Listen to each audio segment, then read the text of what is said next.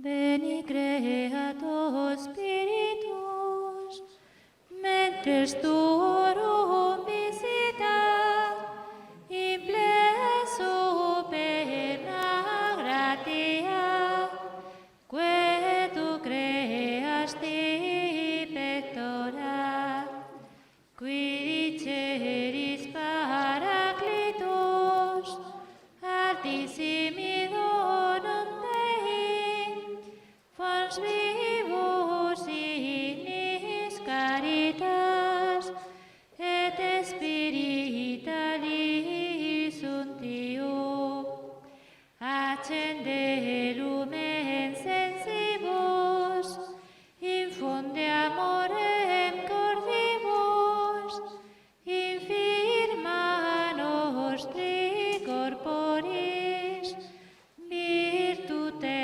firmans perpeti, per testiamus da Patrem, noscamus atque Filium, teque utriusque Spiritum, credamus omni tempore, Deo Patris et Gloria, et Filio qui amor tuis, surrecita ac Paraclito, in seculorum secula.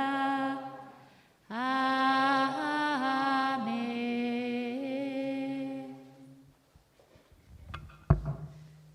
Sentaos y descubríos.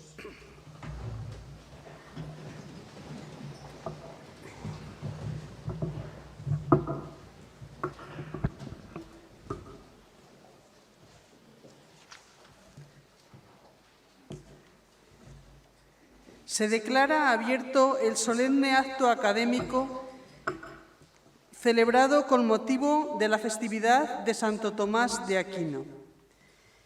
Tiene la palabra el doctor don Ignacio Sánchez Cámara, catedrático de Filosofía del Derecho de la Universidad Rey Juan Carlos, quien pronunciará la lección magistral titulada La Universidad y la crisis espiritual.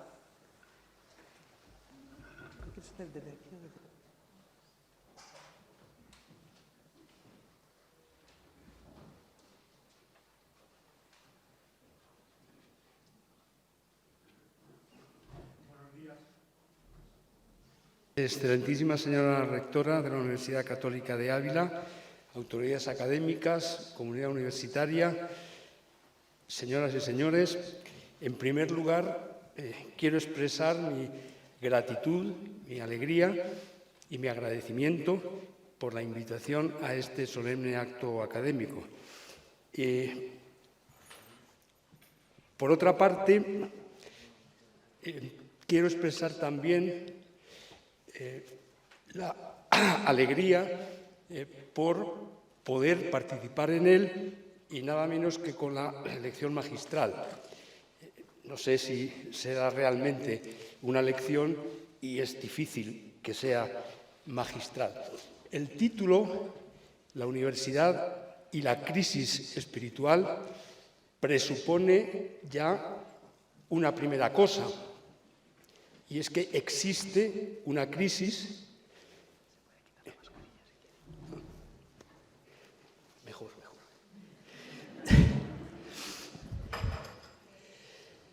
Que existe una crisis en España, en Europa y acaso en el Occidente en general, y que esa crisis, como todas las relevantes, es espiritual. ¿En qué se manifiesta esta crisis? Cada uno de los puntos que voy a mencionar daría tal vez para una lección o para un ensayo, un artículo extenso. En primer lugar, creo que se ha producido el olvido o el desprecio en ocasiones de las raíces y los fundamentos de la cultura europea. Es decir, un abandono de lo que ha venido siendo durante siglos el ser de Europa, que a su vez se manifiesta en el rechazo del cristianismo, en la negación de la realidad de lo absoluto, en el olvido del espíritu, en la muerte de la filosofía. Bueno, matizaré que no creo que haya muerto, y desde luego no definitivamente, pero sí hay una tendencia o a olvidarla o a suplantarla por otras cosas, acaso estimables, pero que no son filosofía. La negación de la condición personal del hombre, el rechazo de los valores, o al menos de su carácter objetivo y de la posibilidad de conocerlos, el relativismo e incluso el nihilismo en su versión más radical, la identificación de la felicidad con el placer, la sobrevaloración del diálogo y del consenso en la búsqueda de la verdad y la suplantación de la moral por el derecho. Curiosamente, se invierte lo que debería ser el orden natural de las cosas. El derecho, que de suyo es relativo, cambiante, pasa a ser absoluto. Y la moral, que tiene vocación y que de suyo es objetiva y absoluta, se considera relativa o particular de cada individuo o de cada grupo. Todo ello contribuye a una degradación de la cultura en general o de la cultura dominante y, en última instancia, de la educación y el declive y la crisis de la universidad.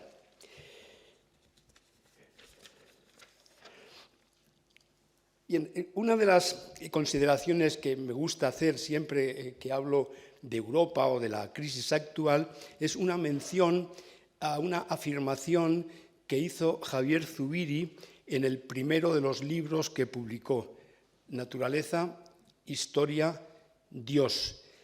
Allí el filósofo español y vasco sostuvo que las tres más grandes producciones del espíritu humano habían sido la metafísica griega, el derecho romano y la religión de Israel. Y añadía, católico, al margen de su condición de verdad revelada. Es decir, lo que quiere decir Zubiri es que la religión monoteísta, la religión de Israel, sería una de las más grandes producciones del espíritu humano, aun cuando no fuera verdadera, que no fuera la religión verdadera. Pues bien, estas tres grandes producciones del espíritu humano, a las que Zubiri se permitía añadir quizá la ciencia moderna, la ciencia, bueno, moderna no, contemporánea, la física, y a la que Ortega añadía la democracia liberal y la técnica científica, y a la que yo, muy modestamente, pero no es ninguna idea original por otra parte, me permito añadir la gran institución europea que es la universidad. Bien, bueno, que ese conjunto de grandes productos de la inteligencia humana, del espíritu humano, están todos ellos en alguna medida amenazados. Y la crisis tiene que ver con ese fenómeno. A las causas o a los efectos, quizá más bien, que he mencionado, cabría añadir todavía otros. El relativismo estético también, la degradación del arte, la decadencia del derecho y el sentido del derecho, la suplantación de los fines y de los valores fundamentales por el pensamiento científico y técnico, ya he dicho que es una de las realidades más importantes del espíritu humano, ¿no? la barbarie del especialismo, de la que habló Ortega también, las negaciones de la libertad, la hiperdemocracia y la politización. Bien, pasamos ya entonces a la universidad y a en qué medida la universidad podría contribuir a paliar estos graves problemas en los que se manifiesta la crisis. Pero conviene ya, para terminar con esta primera parte, recordar que Europa es ese conjunto, lo podríamos cifrar en una serie de palabras que designan lugares, edificios incluso, que son las iglesias, las ágoras, los palacios de justicia, los parlamentos y, muy destacadamente, las universidades. Bien, no voy a recordar, o si acaso brevísimamente, las misiones que la universidad tiene encomendadas, según algunos autores, especialmente entre nosotros Ortega y Gasset, pero no solo. Jaspers también tiene una idea de la universidad, en cierto modo, parecida, ¿no? Pues bien, Ortega, que pensaba que las tres grandes misiones de la universidad son, como es sabido, la formación profesional superior, la investigación científica y la transmisión de la cultura a la altura del tiempo. Pensaba, por cierto, que los dos primeros los cumplía más o menos aseadamente, unas mejor que otras, ¿no? En los lugares mejor que en otros. Sin embargo, la que fallaba fundamentalmente era la tercera. La universidad no está, según él, formando hombres cultos. Y al final del ensayo, Misión de la Universidad, una vez que ha expuesto esas tres grandes tareas que tiene encomendadas la universidad, plantea la que, a mi juicio, es la cuestión fundamental, quizá en este sentido, y en la que me voy a detener un poco más, el problema de lo que él llama el poder espiritual, que es una noción que procede de la teología cristiana, de los padres de la Iglesia, la distinción entre poder espiritual y poder temporal. Yo quizá preferiría hablar en el contexto en el que lo hace Ortega, más bien de autoridad que de poder, porque el poder parece incluir la posibilidad del uso de la fuerza y el poder espiritual nunca se puede imponer mediante la fuerza, ¿no? Y entonces se plantea Ortega la pregunta de quién posee, quién ostenta hoy, hablo de hace 100 años, el poder espiritual. Y Ortega va descartando. Y, en primer lugar, dice, la Iglesia ha tenido ese poder espiritual, según Ortega, durante siglos. Pero él piensa, no entremos ahora en si tiene razón o más o menos, que lo ha perdido. Y lo ha perdido, según él, fundamentalmente porque ha abandonado el presente, la actualidad. Y el poder espiritual, dice Ortega, es siempre actualísimo. Bien, una vez sentado esto, ¿quién queda? ¿Quién puede ejercer ese poder espiritual? Que, por cierto, es el poder de dar sentido a las vidas, dar proyectos, dar quehaceres, dar valores, etc. ¿Quién? ¿Dónde aprendemos eso? Y dice Ortega, bueno, tal vez el gobierno, los gobiernos, el poder político, pero enseguida lo descarta, porque dice, claro, al ser democrático, el poder político no puede influir sobre las conciencias, sino que se apoya en ellas, se apoya en la opinión pública. Ahora lo que interesa es quién decide o quién es decisivo a la hora de formar esa opinión pública. Por lo tanto, el poder político no. Me va a permitir que después haga alguna referencia a esta cuestión, la desarrolle quizá un poco más. Ahora de momento estoy más bien con Ortega, ¿no?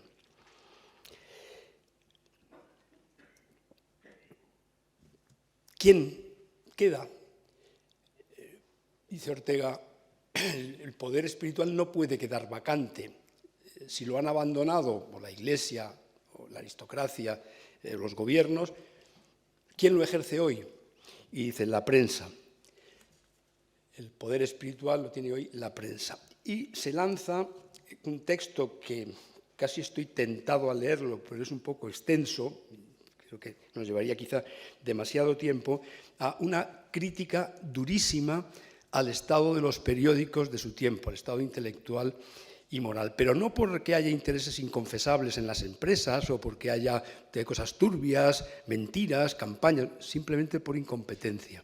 Porque piensa que hoy, ayer si quieren, se dedican al periodismo personas altamente incompetentes, según él. Y luego dice, yo no quisiera molestar en grandes dosis a los periodistas porque tal vez yo no sea sino un periodista, etc. digamos, que matiza ahí un poco la cuestión. Pero dice, basta que algo aparezca en primer plano en las páginas de los diarios para que podamos asegurar que es una cuestión secundaria y todo lo que se omite es lo verdaderamente relevante. Y voy a lo que me importa ahora más, que es necesario, urgente, imprescindible, que Europa cambie esa ridícula situación e invita a la universidad a que, sin dejar de ser lo que es, la institución que tiene encomendadas esas tres grandes tareas, ejerza el poder espiritual. Eso es lo que Ortega, de cierto modo, propone. Y entonces volverá a ser, dice la universidad, lo que fue en su hora mejor, de un principio promotor de la historia europea.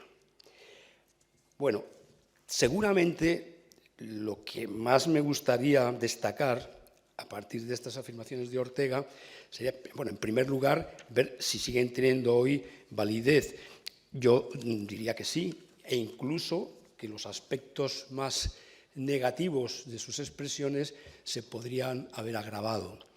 Piensen que estaba hablando de la prensa, en la que los periódicos podían ser El Sol, El Imparcial, bueno, ABC y tantos otros, ¿no? Escribían grandes autores, donde había un cierto nivel de calidad todavía. ¿Qué diría Ortega? Pues de los grandes medios actuales, de los audiovisuales, de Internet y de cosas por el estilo, ¿no?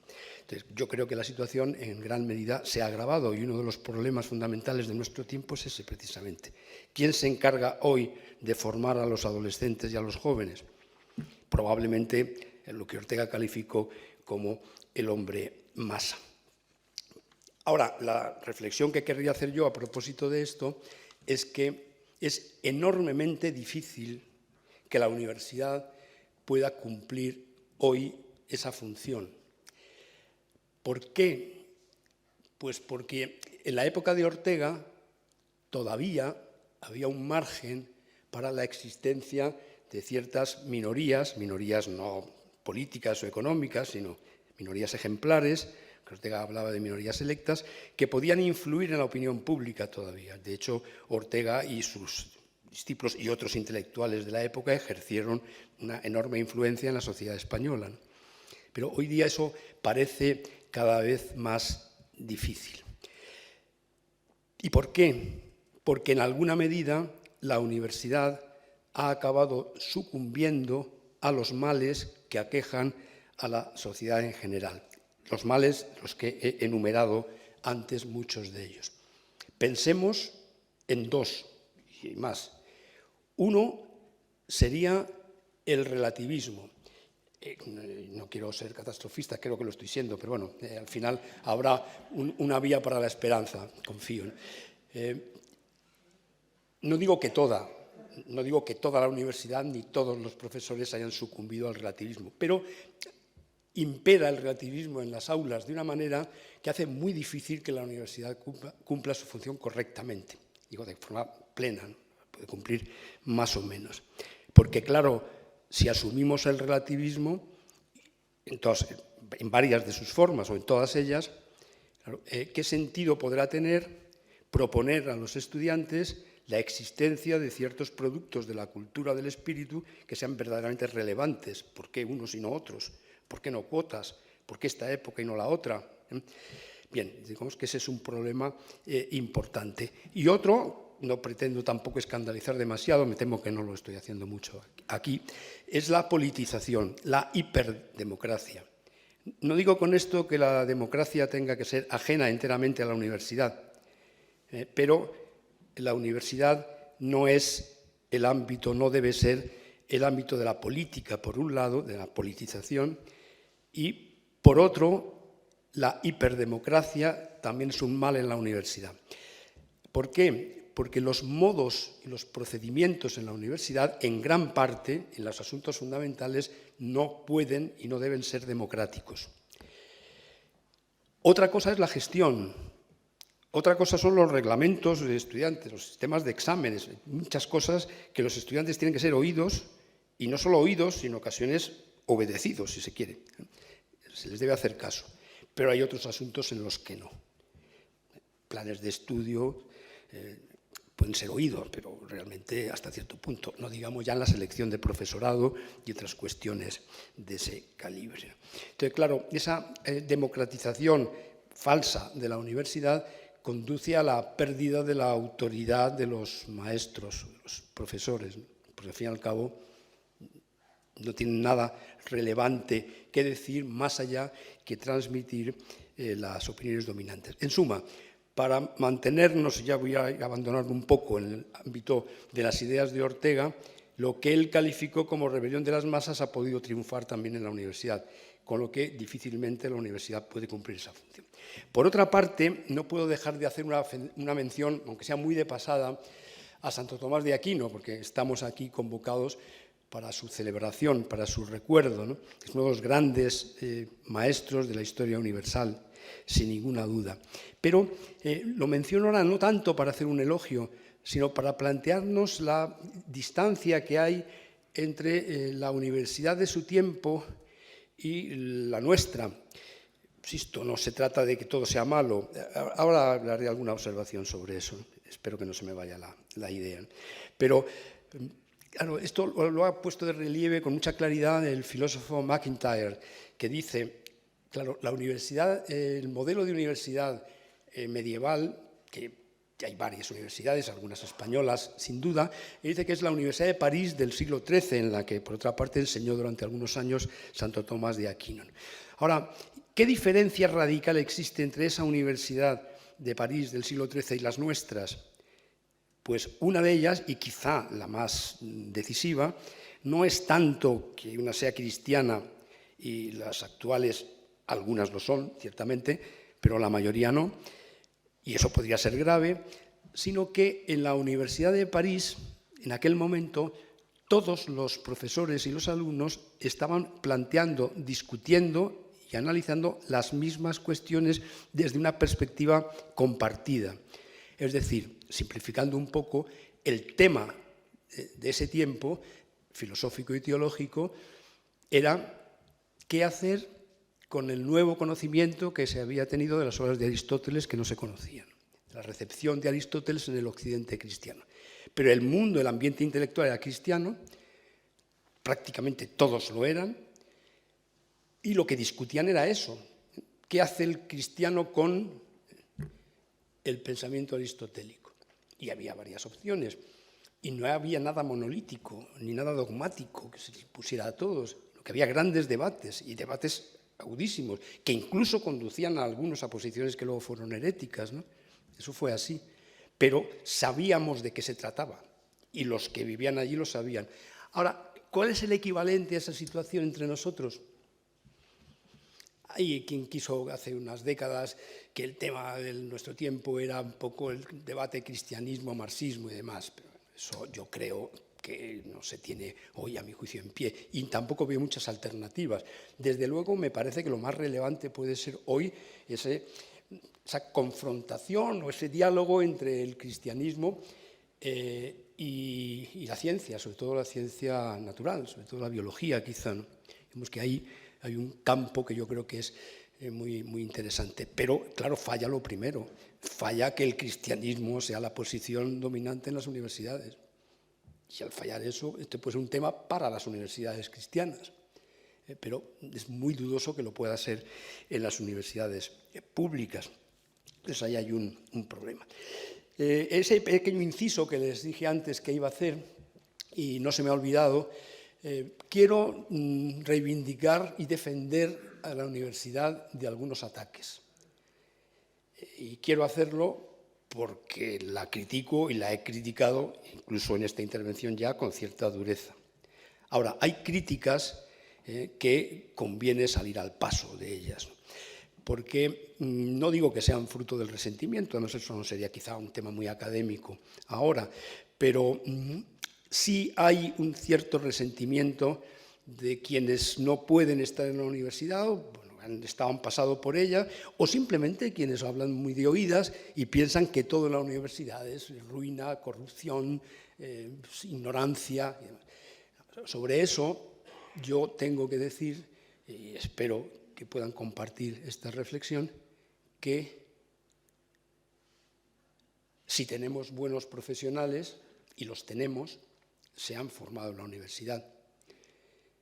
La mayor parte de la investigación científica que se hace en la universidad, no solo, pero la más importante sí. Digamos que la universidad cumple esas funciones. Las personas quieren ir a la universidad, quizá para buscar un trabajo mejor, tal vez, por lo que sea, pero algo sacarán de la universidad cuando quieren ir, incluso cuando algunos no pueden entrar, ¿no? O sea, que ahí hay... Luego habrá todas las cosas un poco turbias que se quiera, pero la universidad cumple esas funciones. Otra cosa es que en esa tercera tarea que Ortega le asigna andemos flojitos, pero esa es otra cuestión. En cualquier caso, no se puede decir sin más que las universidades hoy sean nidos de ignorantes o de corruptos.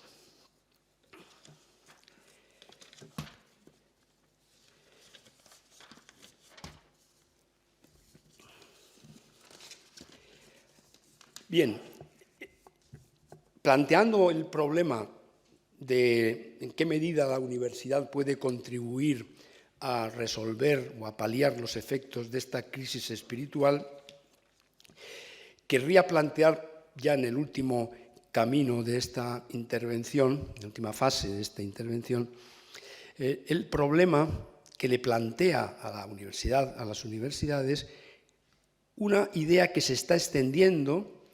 En España, desde luego, ya es casi pandémica, aunque es un término con el que hay que tener cuidado, y es la pretensión del poder político, de los gobiernos, de entrar a dirimir o a determinar sobre cuestiones acerca de la verdad histórica o de la verdad científica o de la verdad moral. No es una pura conjetura, hay leyes ya vigentes que pretenden esto. Claro, esto es terrible también para la universidad y nos alerta sobre algo que Ortega dejó de lado y que a mi juicio no hay que dejarlo del todo, en absoluto. Y es que el poder espiritual no lo puede ejercer el poder político porque su naturaleza democrática necesita halagar, apoyar, bueno, y lo hace y lo puede hacer. Y puede influir en la opinión pública, incluso determinar lo que hay que pensar y lo que no. Hoy posiblemente asistimos a un intento, desde luego extravagante y grave, de que el poder político pretenda erigirse en poder espiritual. Pero eso es fundamentalmente la raíz del totalitarismo. Por eso la división entre el poder espiritual y el poder temporal, que es una idea teológica cristiana, favoreció el crecimiento, el auge de la libertad. No diré del liberalismo para no entrar en cuestiones más polémicas, pero sí de la libertad, ¿no? Incluso la democracia liberal es hija, entre otros factores, de esa distinción. Sin embargo, ahora parecería que la decisión sobre lo que está bien o está mal en el orden moral, sobre lo que sucedió o no en el pasado, o sobre cómo hay que valorar tal régimen político o tal otro, es algo que es competencia del Estado y que puede imponerlo mediante el peso coactivo de la ley. Bueno, eso es la muerte de muchas cosas, pero entre ellas de la propia universidad. Yo no acabo de entender, y no vengo aquí a agitar políticamente, claro, pero no acabo de entender una cierta pasividad, no digo general, pero hay una cierta pasividad entre la comunidad universitaria que no se planta ante este estado de cosas, porque eso, en el fondo, es el declive, o sería la defunción, en última instancia, de la libertad de cátedra y de la libertad de expresión en general, ¿no? Por lo tanto, hay que hacer frente a eso. Y dado el recinto en el que me encuentro, me voy a permitir hacer una referencia que tiene más destinatarios cristianos que no cristianos, pero que puede valer, en cierto modo, para todos.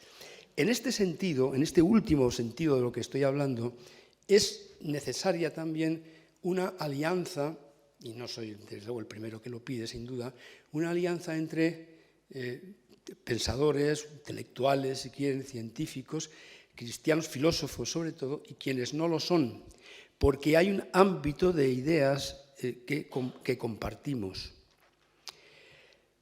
Hay otras que no, ciertamente, pero hay muchas y muy importantes que podemos compartir.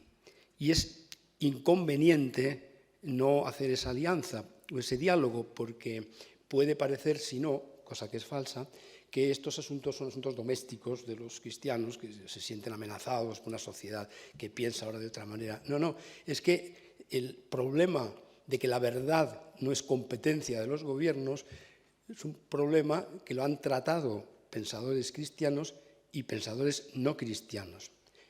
Por ejemplo, Hume, por más que todos los hombres decidieran casi por unanimidad que la Tierra está quieta y el Sol gira alrededor de ella, no dejaría de ser falso.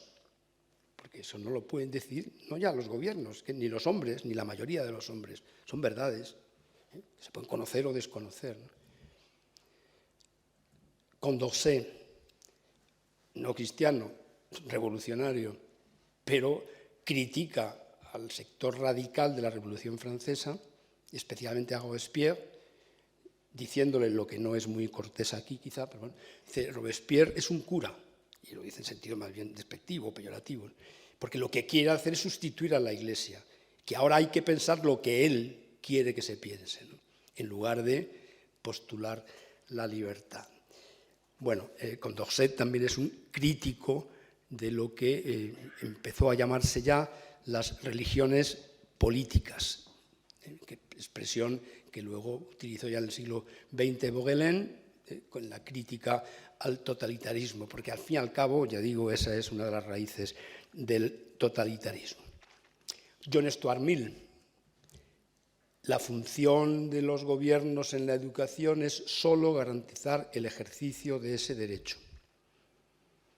pero nunca determinar el contenido que debe tener la educación. Por lo tanto, cuando una escuela católica defiende el derecho a educar con arreglo a sus propios criterios, siempre y cuando se respeten, claro, los principios fundamentales del ordenamiento jurídico, el orden público y demás, está apelando a la libertad, una libertad que comparte con Stuart Mill o con tantos otros, ¿no? O sea, que no es una idea extraña, cristiana, que trata de defender sus posibles privilegios, ¿no? No se trata de eso. Y otros muchos ejemplos que podría poner. De manera que en estas cuestiones esas alianzas son muy convenientes, y no es una cosa estratégica, es que me parece que es verdad, y citar a estos autores es citar a autores que piensan de un modo parecido, en estos aspectos al menos, como nosotros.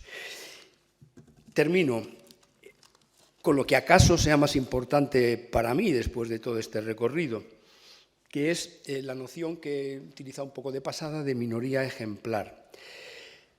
Claro, la educación universitaria o no, en general, no es posible si no existen ciertas minorías ejemplares que influyen en la mayoría, que influyen en los niños, en los adolescentes, en los adultos también, porque ese proceso de ejemplaridad no termina en ninguna etapa de la vida. Quizá el autor que ha expuesto esto con mayor perspicacia, a mi juicio, también Ortega, sea Max Scheler, cuando habla de esos arquetipos, de esos individuos ejemplares que son el genio, el héroe, el santo, también lo que él llama el espíritu guía de la civilización y el artista del goce, e incluso apunta a cierto prototipo de hombre de negocios. Claro, son grandes hombres, por supuesto, del genio, estamos en el genio artístico, científico, filosófico, etc. El héroe y el santo. Claro, sin estos arquetipos, sin estos modelos, la vida social, la vida humana en general, la vida personal tiene que decaer necesariamente.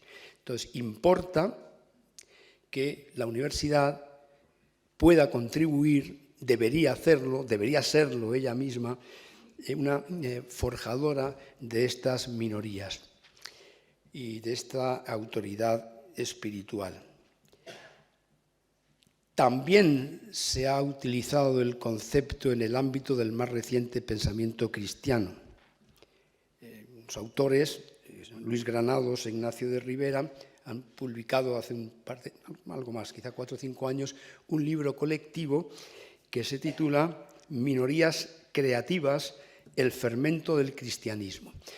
Destaco esto porque se ha dicho que esta idea de las minorías era una idea antigualitaria, antidemocrática y, en definitiva, anticristiana. Todos somos iguales, todos somos hijos de Dios, todos somos hermanos. Todo eso es cierto, pero eso no significa que todo lo que hagamos sea igualmente valioso.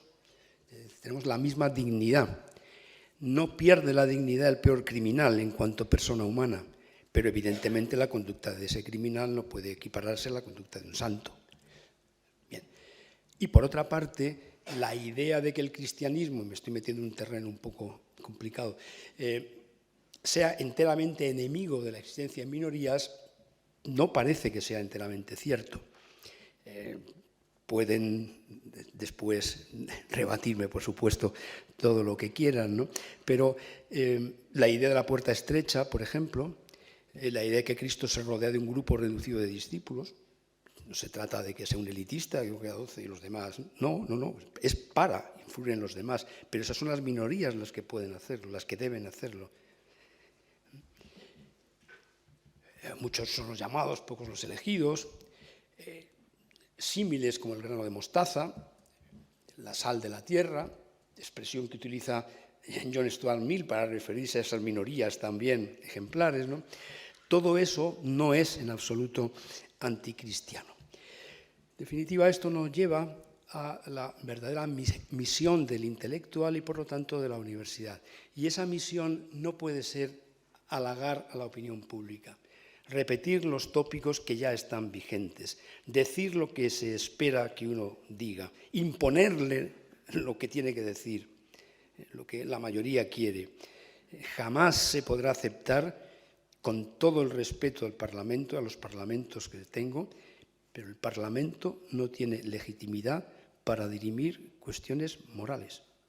No la tiene. Alguien se la podrá otorgar. Desde luego no seré yo. La competencia del Parlamento es legislar. Y esa legislación variará. Tendrá que tener en cuenta los principios morales. Será mejor que se acoja a ellos, no. Pero el Parlamento no puede decidir lo que está bien y lo que está mal en el orden moral. Bien, entonces, en esa función de formación de minorías tiene que intervenir la universidad.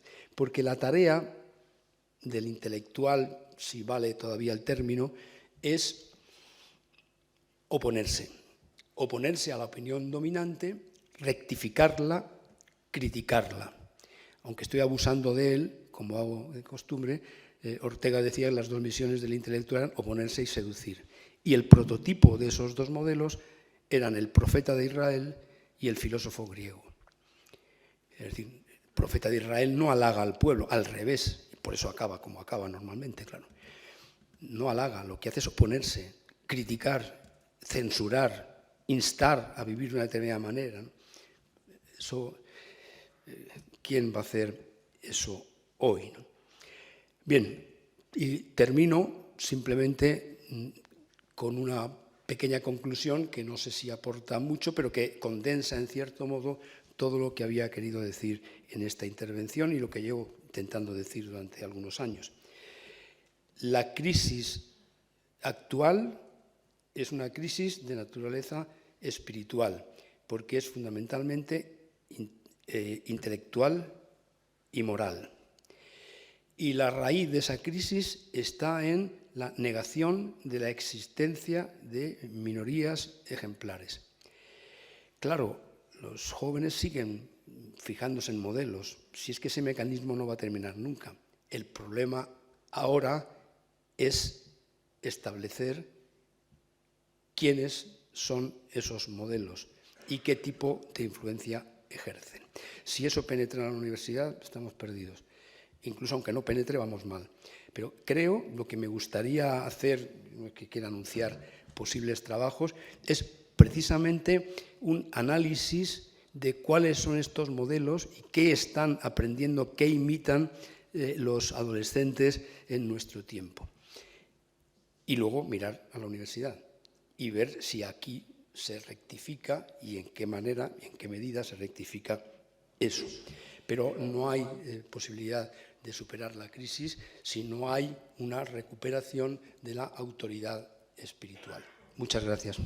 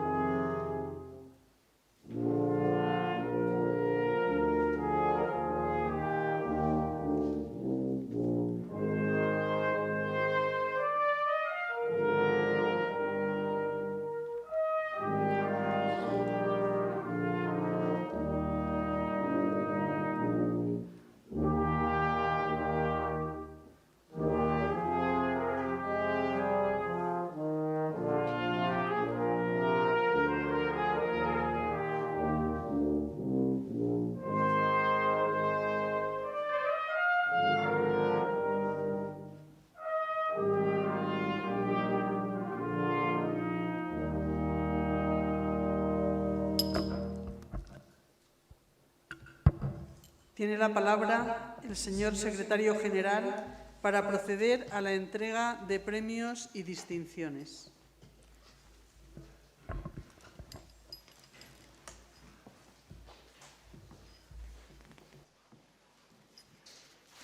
Por favor, acérquese al estrado la presidenta de la Asociación de Amigos. Se va a proceder a la entrega de un diploma acreditativo al proyecto Estudio Observacional Descriptivo Transversal de las Capacidades Pulmonares de Pacientes Post-COVID-19, galardonado con la 12ª beca de investigación Asociación de Amigos de la Universidad Católica de Ávila, dotado con 4.000 euros. Acérquese al estrado el director del equipo de investigación, doctor don Zacarías Sánchez Mila.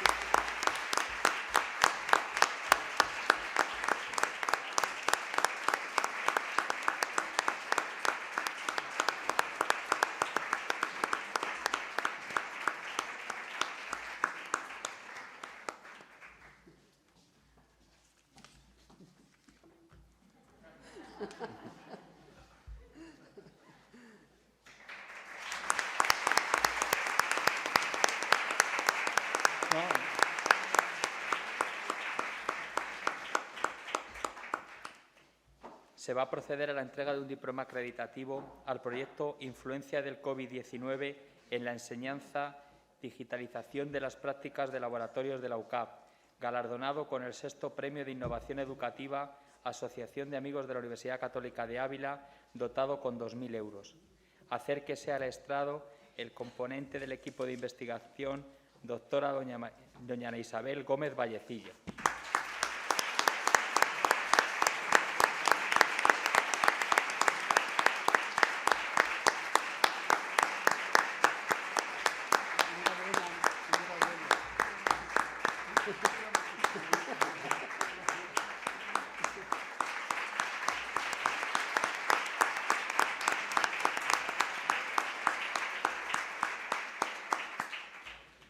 Se va a proceder a la entrega de un diploma acreditativo a los alumnos galardonados con los 19º premios a los mejores expedientes académicos fin de carrera Asociación de Amigos de la Universidad Católica de Ávila, dotados cada uno de ellos con un descuento de 750 euros en la matriculación de un máster oficial de la Universidad Católica de Ávila.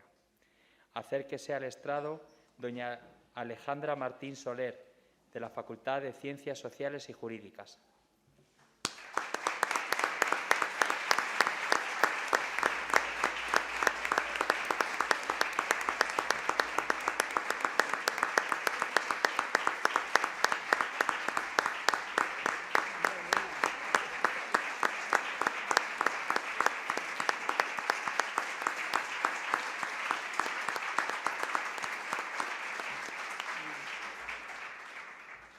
Acérquese al estrado don David Sánchez Jiménez, de la Facultad de Ciencias y Artes.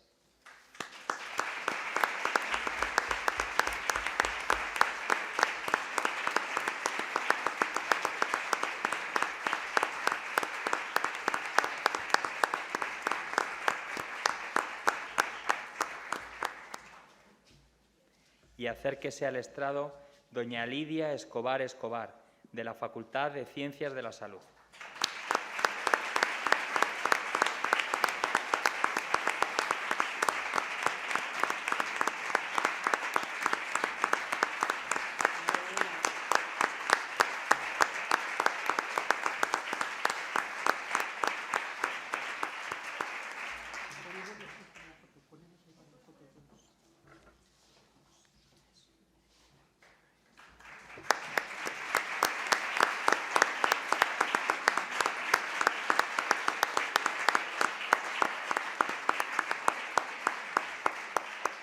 Y, por último, se va a proceder a la entrega de un diploma acreditativo a los alumnos galardonados con la beca solidaria Asociación de Amigos de la Universidad Católica de Ávila, dotados con un descuento en matrícula de 2.500 euros. Acérquense al estrado don Telesfore Nice y don Jean-Marie Menunga.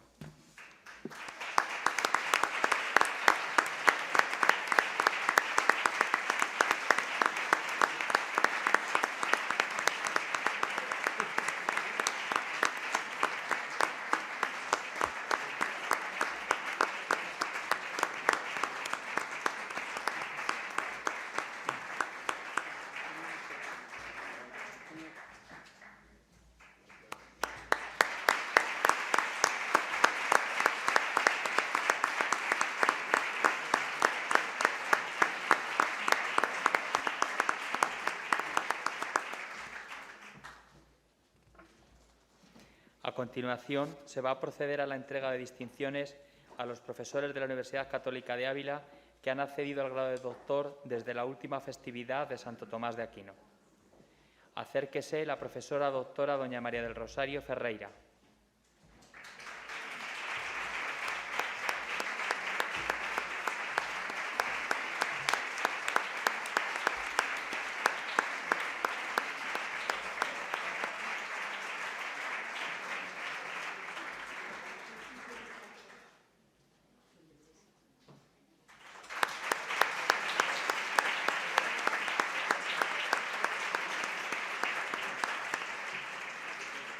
Acérquese la profesora doctora doña Marta Iglesias Sánchez.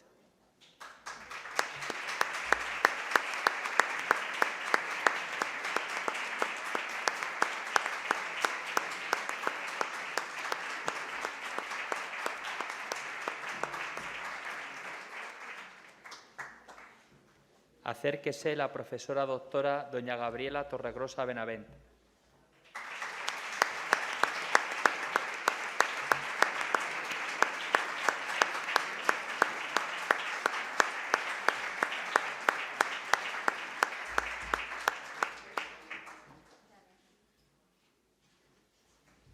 Y acérquese el profesor doctor don Juan Jesús Gutiérrez Carrasco.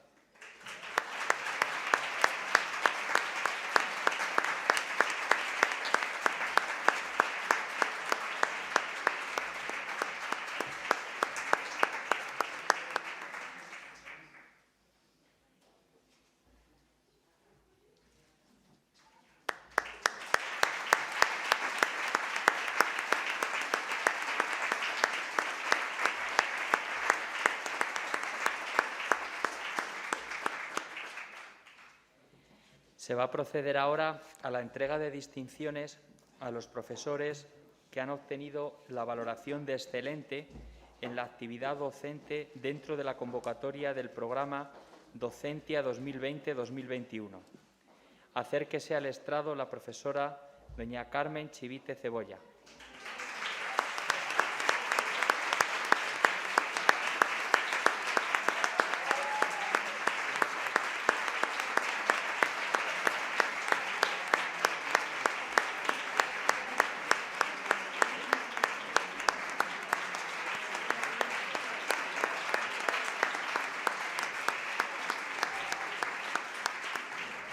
Acérquese el profesor don Sergio Náñez Alonso.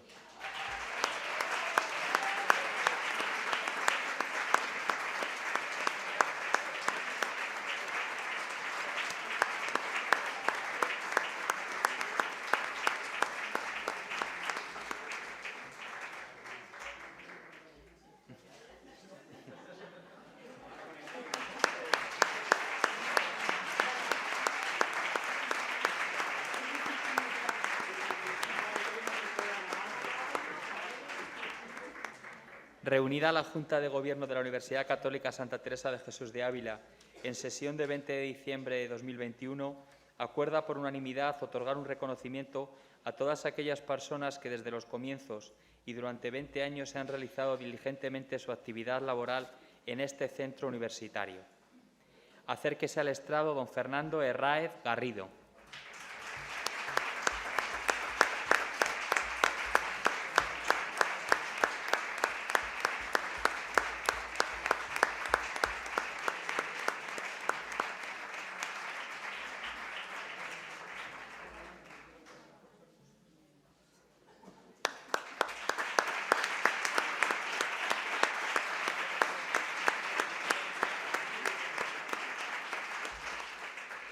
Acérquese al estrado don Javier José Guío Martín.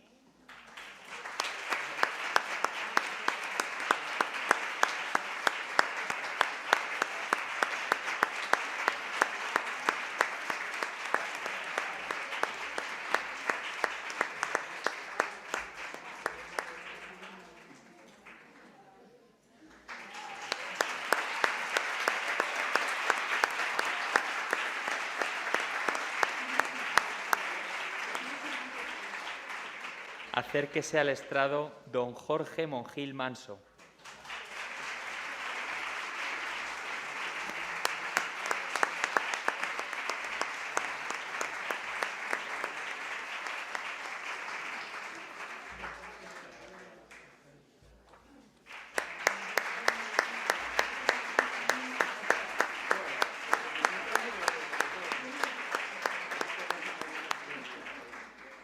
Acérquese al estrado don Juan Carlos López Almansa.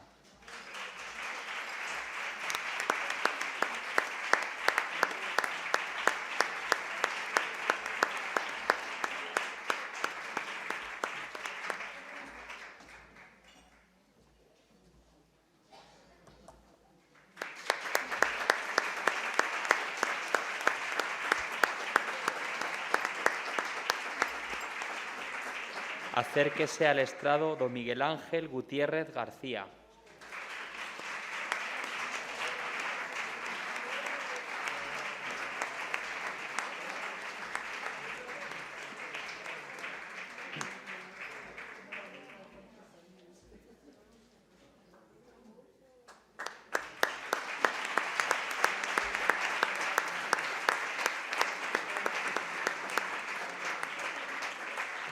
Acérquese al estrado don Xavier de Oz Madinabeitia.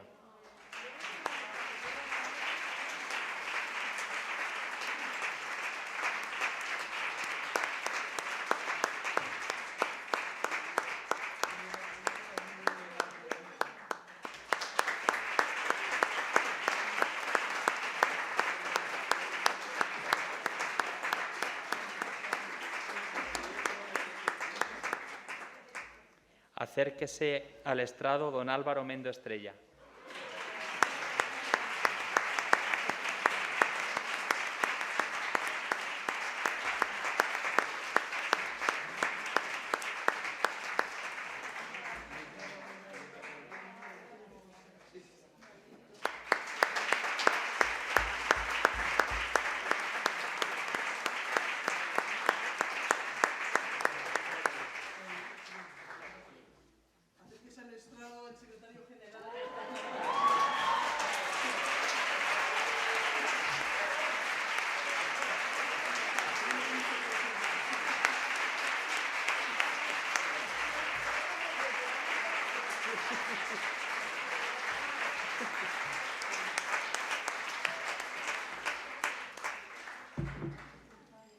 Bien.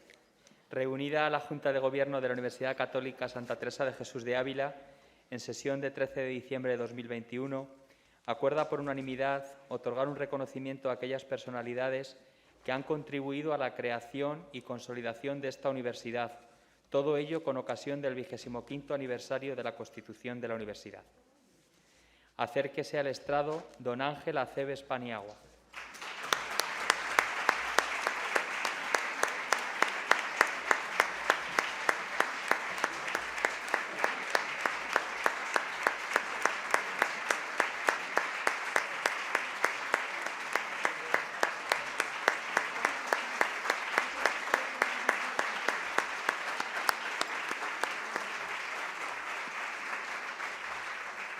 Acérquese al estrado don Miguel Ángel García Nieto.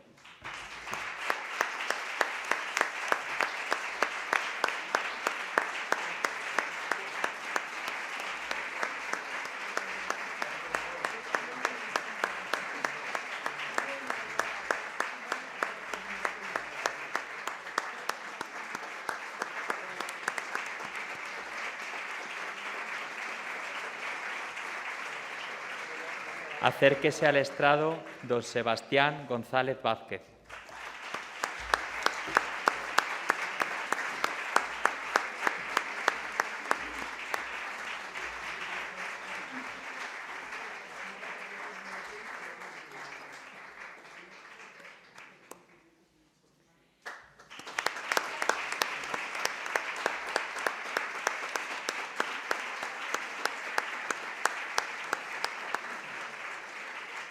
Acérquese al estrado don José Manuel Serrano Álvarez.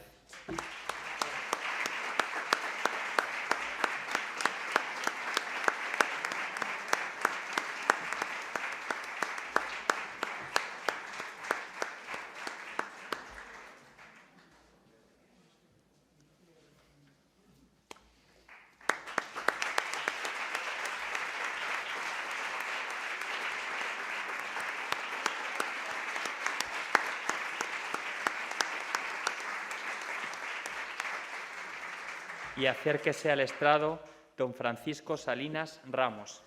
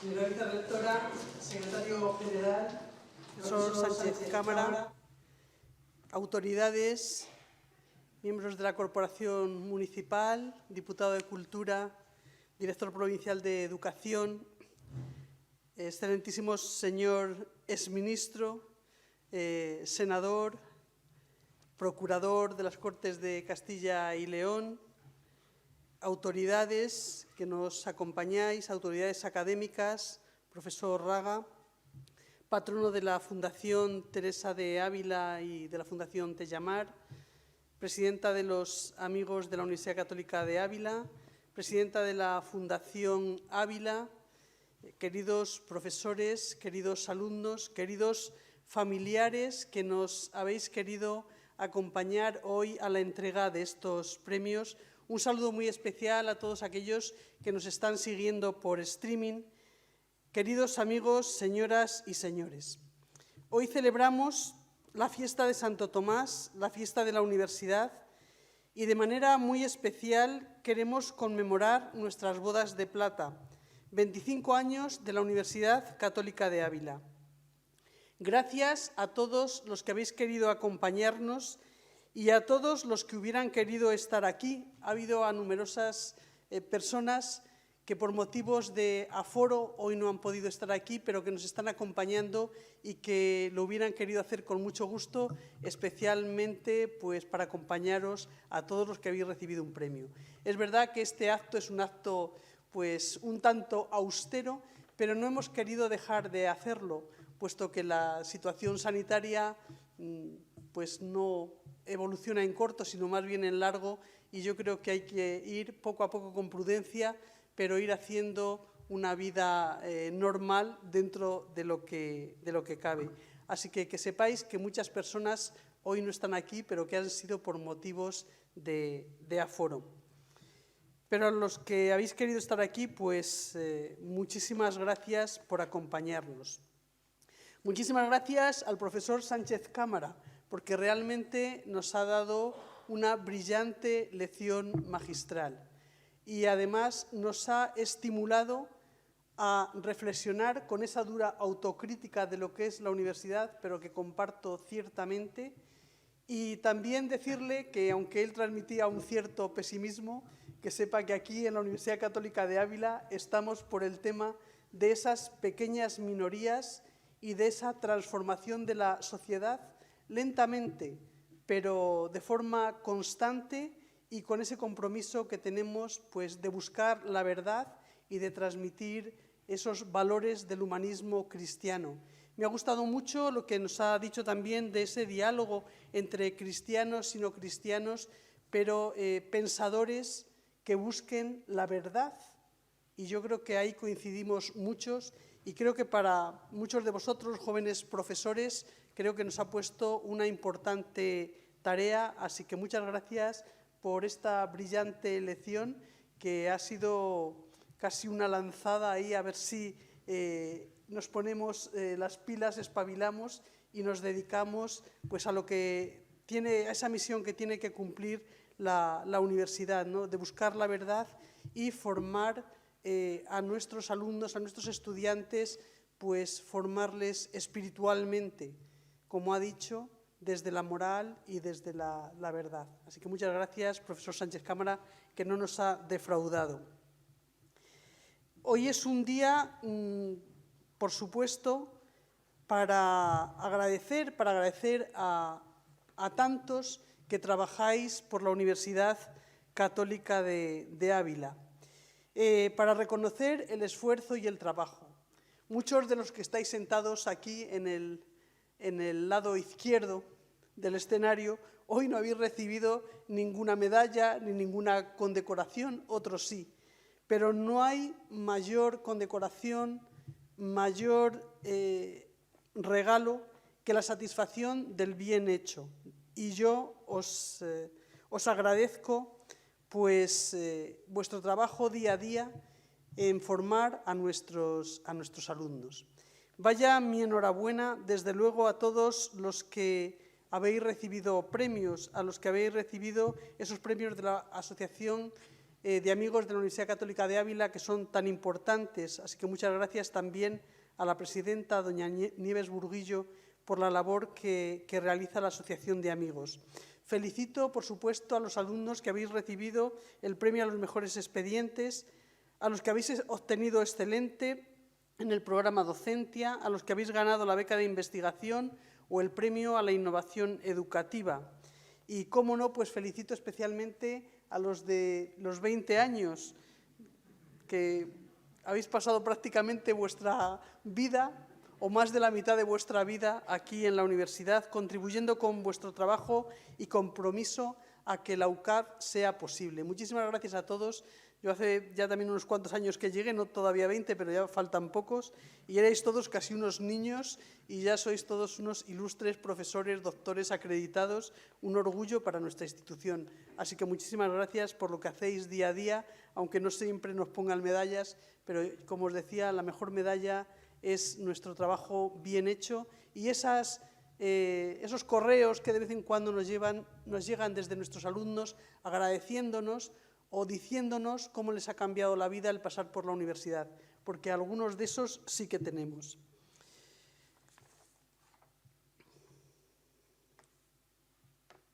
Enhorabuena especialmente también pues, a los protagonistas de hoy, ¿no?, que sois los que habéis recibido la medalla de oro. La medalla de oro de la universidad, que es nuestra máxima distinción, y con la medalla os agradecemos y os reconocemos públicamente por vuestra inestimable colaboración. Hace unos meses me encontré una foto de don Antonio Cañizares, un joven obispo de Ávila, jovencísimo, con dos jóvenes sentados en una mesa camilla, y para mí que eran Sebastián y Ángel. Y en esa foto está el origen de la universidad. Gracias por apoyar la creación de la Universidad Católica de Ávila, no solo de palabra, sino también con hechos. Muchísimas gracias. Creo que Ávila no sería igual hoy sin la universidad y que nuestra sociedad tampoco sería igual hoy si no existiera la Universidad Católica de Ávila. Quiero manifestar mi gratitud a Miguel Ángel García Nieto, que hablar de Ávila y de Miguel Ángel van casi unidos. O sea, hay algunas personalidades en nuestra ciudad que están, si dices Santa Teresa, Ávila, si dices Miguel Ángel García Nieto, Ávila, y si dices Ávila, pues Miguel Ángel García Nieto. Y le quiero reconocer, pues, en mi nombre y en el nombre de toda la comunidad universitaria, por la intervención que tuvo en el 2007 y gracias a la cual hoy creo que la universidad sigue adelante y si no, probablemente no hubiéramos estado aquí. Así que muchas gracias, Miguel Ángel. Se podría escribir un libro con la historia y las historias de la universidad y es una tarea que tenemos pendiente y yo creo que esa tarea la tiene que hacer José Manuel Serrano, que fue el director del diario de Ávila en esa época y probablemente sea una de las personas que mejor conozcan nuestra protohistoria y prehistoria. Así que, José Manuel, quedas emplazado a esa labor y también nuestro agradecimiento por la tarea y la labor que hiciste desde el diario de Ávila y después también presidiendo la Asociación de Amigos de la Universidad. Muchísimas gracias. Nuestro agradecimiento, como no, al profesor Francisco Salinas. Aquí todos le conocemos por Pancho. ¿Y qué voy a decir yo de Pancho? Que siempre ha estado ahí ayudando en la formación, en la consecución de proyectos, en la organización de todo lo que había que organizar con relación al tercer sector, que nos ha traído aquí congresos importantes, jornadas. Gracias por tu vocación de servicio desinteresado siempre a esta universidad. Aquí ya sabes que todos te valoramos mucho y especialmente pues, a muchos profesores a los que ayudaste desde sus inicios y que ahora también ya son venerables maestros. Muchas gracias, Pancho. Santo Tomás fue profesor sabio, santo, digno de imitar y supo hacer una brillante síntesis entre ciencia, fe y razón. Buscó y halló la verdad. La universidad, al servir a la verdad, sirve a las personas, busca el bien para el hombre, dotado de capacidad racional y de voluntad libre, que es capaz de experimentar el gozo por la verdad y el inagotable deseo humano de encontrar la belleza y el bien. Esta visión conlleva al mismo tiempo el horror a la mentira y a la impostura y el vivo deseo de evitar todo sofisma. En estos tiempos de profunda crisis cultural y antropológica y espiritual, como hemos visto, dominados por el relativismo y el emotivismo de la posverdad, que sepamos dar una respuesta como la dio Santo Tomás de Aquino, buscando la verdad con inteligencia y voluntad y transmitiendo a nuestros alumnos la pasión por conocer la verdad, amar el bien y ponerlo en práctica. 25 años no es mucho tiempo para una universidad, pero sí lo suficiente para que, superada la protohistoria, nos encontremos en un periodo de consolidación y de crecimiento. La UCAD avanza gracias a nuestro compromiso, a la identificación de cada uno de nosotros con la visión y misión de este proyecto educativo singular, enraizado en la Constitución Apostólica Scor Ecclesiae de Juan Pablo II sobre las universidades católicas. Año de celebración y de gratitud, con la mirada puesta en el futuro para hacer de nuestra universidad una universidad de calidad, de altura científica y de identidad católica. Una universidad que contribuya con decisión y claridad a la promoción y defensa de la dignidad de la persona humana y al crecimiento de nuestra sociedad. Con el deseo de que sigamos construyendo juntos los próximos 25 años, mi agradecimiento y felicitación a cada uno de vosotros. Que nuestro patrón, Santo Tomás y Santa Teresa, nos conceda un feliz curso a todos. Y quiero también hacer presente aquí a nuestro gran canciller, que por motivos que ya ha dicho el capellán en la Santa Misa, no está porque está de visita ad limina en Roma, y también la presidenta de nuestro Consejo Directivo, que se encuentra en Lima actualmente y por eso no nos han podido acompañar hoy. Pero en nombre de todos ellos y en el nombre propio, pues enhorabuena a cada uno de vosotros y mucho ánimo, que además ahora tenemos más tarea con la que nos ha puesto el profesor Sánchez Cámara. Y ahora les invito a todos a ponernos en pie y a cantar el himno universitario.